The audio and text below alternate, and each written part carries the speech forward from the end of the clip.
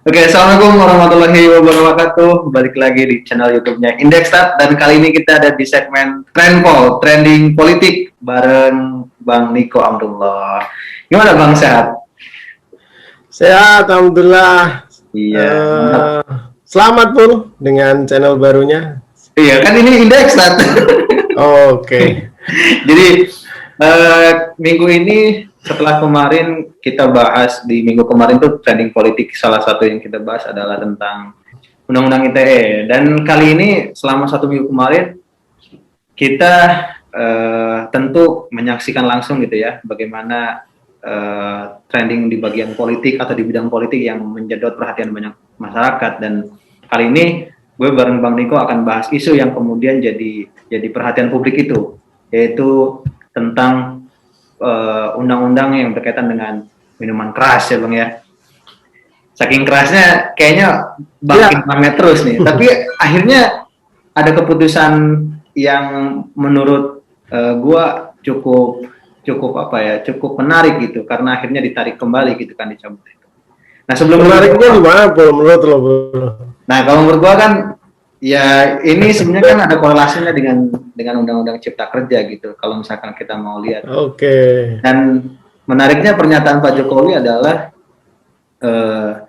karena mendengar berbagai macam aspirasi dari berbagai tokoh dan ormas, dan akhirnya memutuskan untuk dicabut kembali gitu. Berarti kan menariknya masih bisa untuk menerima kritikan publik gitu kan terhadap sebuah kebijakan yang mungkin dirasa tidak tepat gitu. Nah, sebelum lebih jauh Bang, kalau Bang Niko sendiri melihat ini seperti apa Bang? Kalau misalkan kita korelasikan dengan alasan utamanya, kan gue baca di media sosial atau di berita itu berkaitan dengan kearifan lokal, sehingga ada 4 daerah atau 4 provinsi yang dibolehkan untuk investasi ini dibuka, boleh domestik atau boleh luar gitu. Gimana Bang kalau Bang Niko? Oke, selamat apa ini? Selamat Malam, pagi, atau siang pemirsa. Terima kasih Pul, gua udah diundang nih. Jadi untuk isu ini ya, kita memandang bahwa pertama adalah flashback dulu sebelum kemudian gue akan kasih flashback dan data dulu ya, bahwa publik meramaikan ini sebagai Perpres Miras ya. Awal-awal kan itu yang apa istilahnya terlampau jauh, karena sebenarnya perpresnya bukan Perpres Miras toh. Perpresnya adalah Perpres nomor 10 tahun 2021 tentang bidang penanaman modal usaha.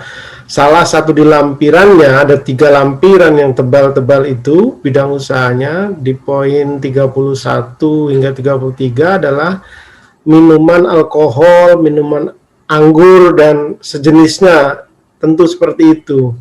Tapi kemudian publik ramainya ini menjadi Perpres Miras, tentu kan bukan. Nah, menariknya adalah bukan kali pertama ya dalam pemerintahan Pak Jokowi ini menggunakan metode publik sering menilai sebagai model test on the water ya. Uji coba begitu, kira-kira bagaimana respon publik menilai. Sebelumnya juga pernah menggunakan, dalam kacamata saya menggunakan model demikian, karena kenapa? Tentunya kalau sebuah bailout sudah diketok begitu kan, tentu mengalami proses ya. Proses kebijakan publik itu ada dari perencanaan, kemudian konsultasi publik tentunya kan, dan kemudian disahkan. Nah, hal ini kami menengarai ada apa? Ada proses yang kemudian terlewati atau bisa jadi kurang sempurna karena belum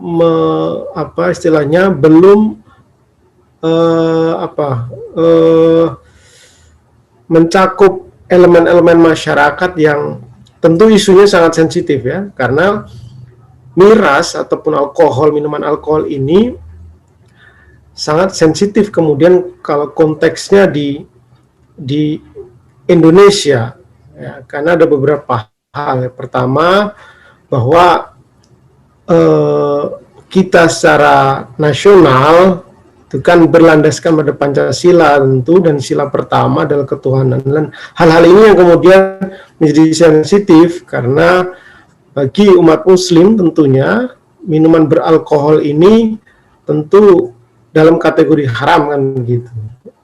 Tidak heran ketika dua ormas Islam besar, NU dan Muhammadiyah, yang tidak bisa kita kesampingkan sebagai salah satu pihak yang kontribusi membangun bangsa ini, tentu menolak karena ini sebagai presiden buruk ya tentunya. Bila mana 4 provinsi ini digolkan, katakan demikian, baik dari dana asing maupun dana domestik, tentu pihak-pihak lain akan menjadi contoh. Oh, 4 ini boleh kok dengan syarat demikian, demikian, dan demikian.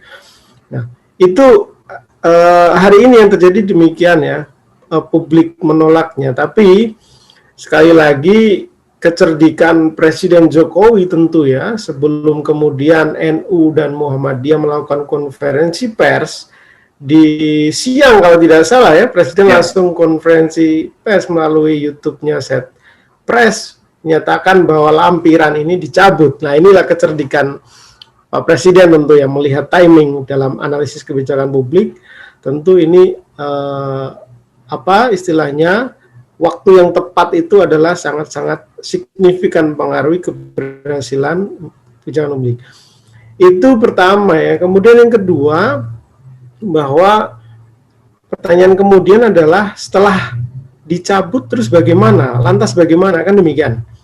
Apakah kemudian Perpres ini hangus atau bagaimana? Nah, hari ini yang kemudian ramai adalah pertama misalkan Bapak Wapres menyatakan tidak mengetahui. Nah, ini kan hal-hal yang agak unik sebagai komunikasi publik ya. Kemudian yang kedua, Ketua BKPM juga telah menyampaikan bahwasannya Perpresnya tidak dicabut, namun lampiran dicabut. Nah, lampiran ini dicabut, tentu di beberapa kutipannya menyatakan bahwa banyak pihak yang kemudian kecewa, pihak dunia usaha. Nah, menurut kami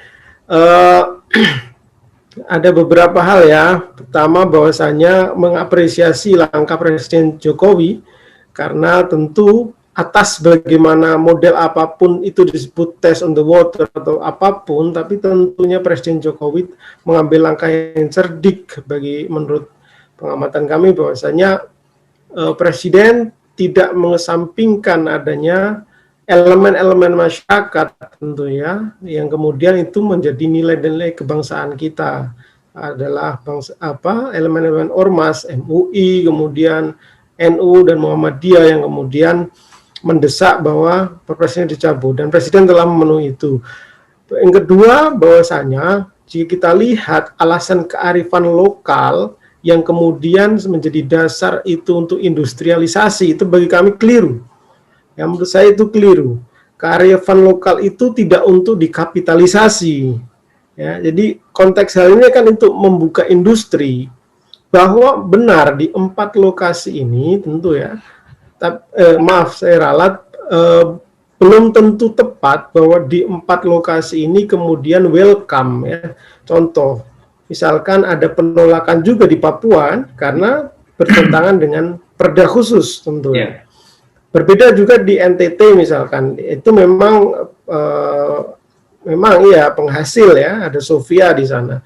Kemudian di Bali tentu itu wilayah pariwisata yang kemudian wisatawan mancanegara menjadi kebutuhan, bisa jadi kebutuhan yang harus dihadirkan, itu kebutuhan pariwisata. Tapi saya melihatnya bahwasanya begini, tidak perlu kemudian dengan Perpres ini kemudian kita melegalkan industri miras di tanah air, tentu begitu. Ya, kenapa ya tadi timingnya kurang tepat hari ini. Kemudian kita coba menggunakan dua landasan ya, landasan ekonomi pertama, kemudian dua landasan kearifan lokal, tentu kurang tepat timingnya hari ini. Kita memerlukan stabilitas politik yang mantap untuk pemulihan ekonomi nasional. Nah, kalau hal ini kemudian didengungkan, ini kan akan mengakibatkan kegaduhan publik lagi, dan Presiden pasti akan pusing itu, ya, itu. Jadi itu pun menurut saya bahwa kalau kemudian dalihnya adalah kearifan lokal yang kemudian ini diindustrialisasi, menurut saya kurang tepat. Bahkan dalam kalimat yang lebih singkat saya sebut bahwa mencari celah, menurut saya ini mencari celah dengan dasar sebenarnya ingin membuka industri miras, kemudian kearifan lokal sebagai dalih. Ya, tentu tidak seharusnya tidak harus kemudian kearifan lokal itu diindustrialisasikan, misalkan ada Soviet dan lain-lain. Tapi satu hal lagi, bahwa bila memang menginginkan industri ini dibangun, misalkan ya, industri miras ini dibangun, tentu harus ada aturan yang ketat. Paling tidak sekurang-kurangnya pertama untuk ekspor, ya, untuk ekspor. Yang kedua, misalkan kemudian dijual di domestik, maka harus ketat juga ininya, izinnya, kemudian pembelinya, batasi usia, bisa jadi kan demikian, dan lain sebagainya. Nah, itu syaratnya ketat dan pengawasan yang baik. Cuman kita tahu kan, sangat lemah kita di pengawasan dan law enforcement-nya. Ini kalau kita melihat asas kehati-hatian, ya lebih baik menghindari ya, daripada kemudian nanti muncul gejolak lagi. Begitu, Pul? Ya, menarik Bang. Kalau menurut gue juga ini kan semacam, kalau misalkan kita katakan cek ombak, karena beberapa kali Presiden juga pernah melakukan seperti ini gitu ya. Apakah publik juga akan notice atau seperti apa? Yang pasti balik lagi, ini ternyata publik juga jadi pertimbangan nih untuk saat ini. Nah, kalau misalkan tadi korelasinya dengan kearifan lokal, bahkan undang-undang miras atau perpu miras ini sebetulnya kan dari dulu sudah ada. Bukan perpu miras ya. Perpres ya. Perpres miras. Sebetulnya kan dari dulu udah ada. Perpres bidang modal usaha, ini bukan perpres miras. Ya, kalau publik kan nilainya ini perpres miras. Itulah yang bikin perpres miras gitu. Tapi itulah yang bikin bising itu iya. Justru masalah ini. Nah, yang berkaitan ini Bang, kalau sebetulnya yang berkaitan dengan miras itu kan dari dulu sudah ada aturannya gitu ya.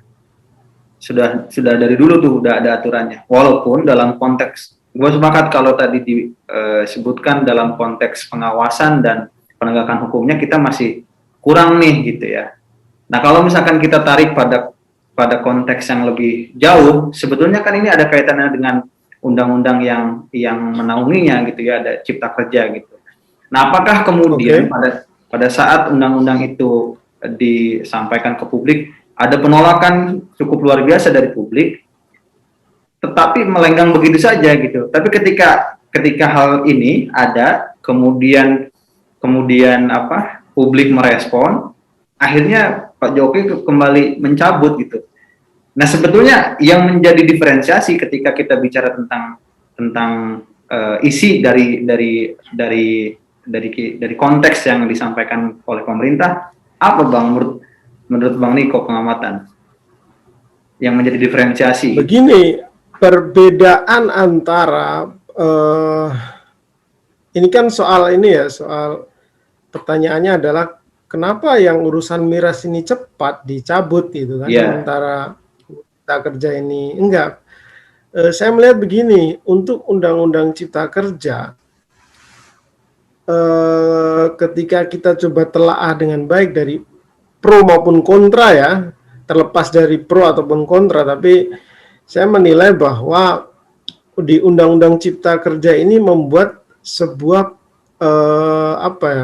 sebuah landasan pacu bagi Indonesia tentu ya. Karena begini, kita itu regulasi banyak sekali ya. Misalkan ya, saya kasih contoh, di tambak udang ya itu membutuhkan 23 jenis perizinan. Untuk ditambah 80% udang aja itu ya, Pak? melibatkan pemerintah daerah. Ini khusus ya, contoh ya, tambak udang aja. Untuk membuka tambak udang itu 23 jenis perizinan, 80% berada di pemerintah daerah. Bayangkan bila mana itu baru tambak udang ya. Bagaimana kita mau melaju ke internasional dengan ekonomi dan lain sebagainya hari ini jika kemudian regulasi ataupun iklim usaha di domestik kita pun berbelit-belit dan banyak sekali aturannya, dan itu tumpang tindih dan posisinya ada di pemerintah daerah. Nah, sangat wajar ya ketika kemudian presiden, pemerintah tentu ya, khususnya presiden, kabinet beserta DPR ya, kemudian mensahkan ini gitu. Terlepas dari pro dan kontra ya, tapi kemudian saya menilai memang diperlukan sebuah landasan ini, UU Cipta Kerja ini sebagai salah satu landasannya. Nah, perbedaan kemudian untuk miras ini ya, miras ini, nah miras ini adalah bagian dari mikronya, bagian dari secuil dari Undang-Undang Cipta Kerja. Masih banyak aspek-aspek yang lain yang kemudian diatur di Undang-Undang Cipta Kerja. Nah, tadi landasannya benar ya, landasannya kan harus benar begitu. Iklimnya harus dibuat, regulasinya kemudian disederhanakan, bukan dipermudah ya, disederhanakan. Nah, dengan niat bahwa Indonesia bisa maju dan go internasional serta menjadi bagian dari kekuatan dunia, kan begitu cita-cita mulianya. Nah, sementara kemudian kan niatnya baik, kemudian diimbangi dengan usaha membuat sebuah landasan atau regulasi yang kondusif begitu. Nah, miras salah satunya ini sebenarnya kemudian tidak sesuai dengan niat luhur tadi. Kenapa ya? Tadi itu banyak pertentangan ya, Kemudian yang paling urgent adalah misalkan begini, kita mau mengedepankan wisata halal ya, tentu kan. Satu sisi ada uji untuk melegalkan industri miras. Bayangkan kalau kemudian kita punya industri halal, kemudian kita bahkan sekalipun kita mengekspor saja ya, kita nggak menjual tapi kan kita tetap para eksportir nanti kan akan berhubungan dengan negara lain, ada diplomasi begitu kan, diplomasi pasar. Pasti apa yang terekam di dunia internasional? Oh, Indonesia penghasil industri miras itu, gitu kira-kira. Nah, terus bagaimana dengan industri halalnya? Berarti bertanyakan. Nah, itu kan kontraproduktif salah satunya. Nah, hal-hal ini yang kemudian saya yakin Presiden mempertimbangkan hal itu. Maka karena ini adalah hanya bagian kecil dari UU Cipta Kerja, dan ini sifatnya adalah membuat stabilitas politik bisa goyah ya tentu ya, karena ya namanya juga melawan arus nilai-nilai gitu. Makanya kemudian Presiden mengambil langkah cepat tentunya. Maka tidak heran kan semua pihak mengapresiasi hal ini.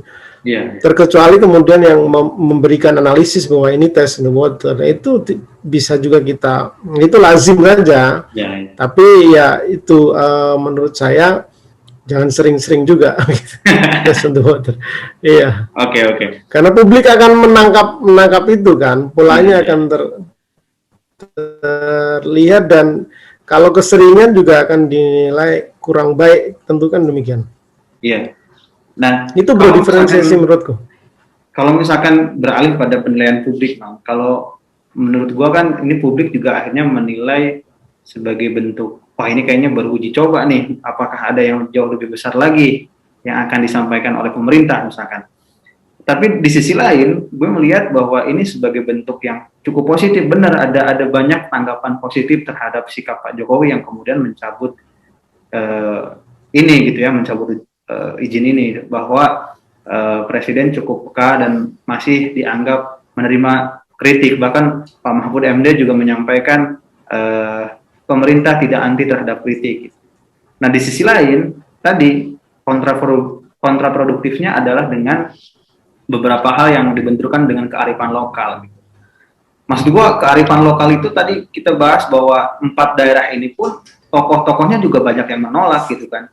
Di Papua misalkan juga ditolak. Terus di NTT juga ada yang menolak. Maksud gua ini akan jadi semacam perhatian publik yang cukup serius. Nah, tapi yang terakhir Bang, supaya trending politik itu juga nggak terlalu banyak juga gitu ya.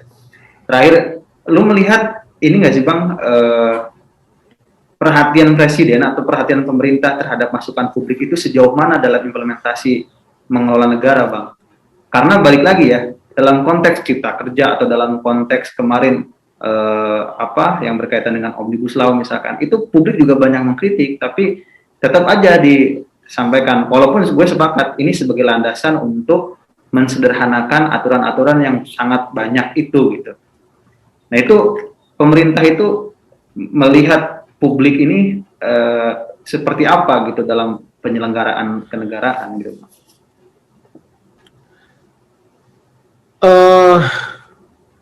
Ya kita mengamati dari ini aja ya, jejak digital aja ya. Itu kan nggak bisa terhapuskan sampai kapan sampai masa depan. Jadi kalau kita coba track, maka statement-statement pemerintah baik dari Pak Mahfud MD ya kan, presiden tersendiri gitu, memang kemudian sudah clear ya memberikan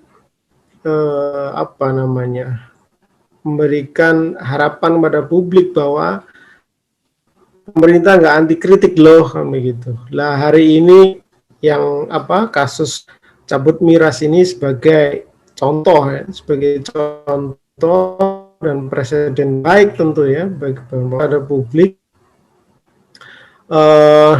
Pemerintah silakan dikritik, kira-kira begitu kan message-nya. Jadi jangan takut, dan juga diperkuat Kepala Staf Kepresidenan saya itu Jenderal Muldoko juga bilang jangan takut mengkritik, tidak akan dikriminalisasi, kira-kira begitu ya. Saya kurang begitu hafal statementnya. Nah, dari ini kemudian menurut pengamatan saya bahwa ibarat kata begini, pemerintah memberikan memberikan penebusan rasa bersalah. Berarti bahasa paling gampang, memberikan penebusan rasa bersalah karena saat penyusunan UU Cipta Kerja ya, dengan metode omnibus itu memang dalam tanda kutip membuat polemik yang luar biasa di tanah air.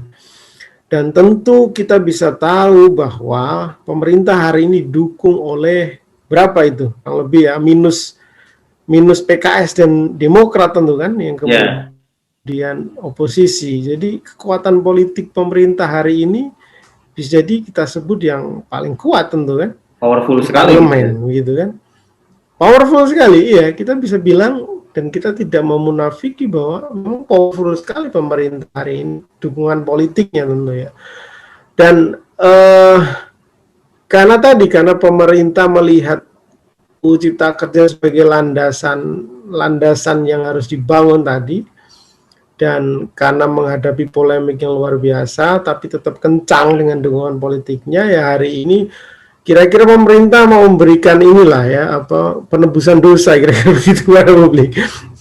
Ya kan UU Cipta Kerja kan sudah diketok begitu, sudah jadi undang-undang, diundangkan, dan sekarang proses juga peraturan turunannya, regulasi turunan. Hari ini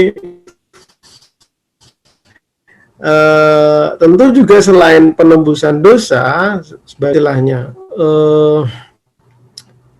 dalam upaya meningkatkan skor atau nilai indeks demokrasi ya, karena indeks demokrasi kita hari ini menurun kan, dan salah satu aspeknya adalah kalau tidak salah kebebasan sipil, Kebebasan salah satu sipil. variabel yang itu menurun lah. Tentu hal ini kan mengundang tanya presiden kan. Kita juga bisa lihat jejaknya bahwa presiden ternyata juga kaget dengan variabel ini ada apa begitu. Iya. Berarti kan ada yang miss kan, ada yang miss sampai ke presiden. Nah, maka dari itu berarti kan presiden sangat memperhatikan hal ini tentu kan, indeks demokrasi dan kebebasan sipil bisa menurun. Nah, itu kan menjadi tanda tanya besar. Makanya demikian, Bro. Oke, terima kasih banyak Bang Niko. Jadi ada hal yang cukup positif ya. Mungkin kalau kita bisa melihat ini sebagai bentuk akomodir terhadap masukan dari publik gitu ya. Tapi menurut gua ini juga bisa jadi masukan untuk pemerintah dalam arti kayaknya tidak harus menunggu publik kemudian berkoar-koar dulu atau kemudian merespon sangat luar biasa. Kalau misalkan bisa diminimalisir lebih dulu gitu. Dalam konteks yang ini kayaknya sih pemerintah sudah mulai, benar kata Bang Niko, mungkin ada penebusan terhadap apa yang kemudian dilakukan keliru di awal gitu ya. Tapi yang pasti mendoakan pemerintah dan Indonesia jauh lebih baik lagi ya Bang ya. Iya, semoga begitu kita masyarakat Wong Chile ini kan bisa berharap kan. Benar, ya, benar. Di tengah kondisi pandemi, kesulitan ekonomi begini begitu kan, kalau kemudian politiknya nggak stabil tentu kan publik gaduh, kita sendiri juga kan repot. Oke, terima kasih banyak Bang Niko karena sudah menemani untuk membahas trending politik minggu ini ya. Siap. Bosan-bosan kalau kita bahas trending politik terus nih kayaknya. Oke. Sehat-sehat Bang Niko. Bro. Siap. Thank you, Paul. Sukses acaranya. Terima kasih. Assalamualaikum warahmatullahi wabarakatuh. Salam. Jangan lupa di subscribe, like, and comment Indeks TV.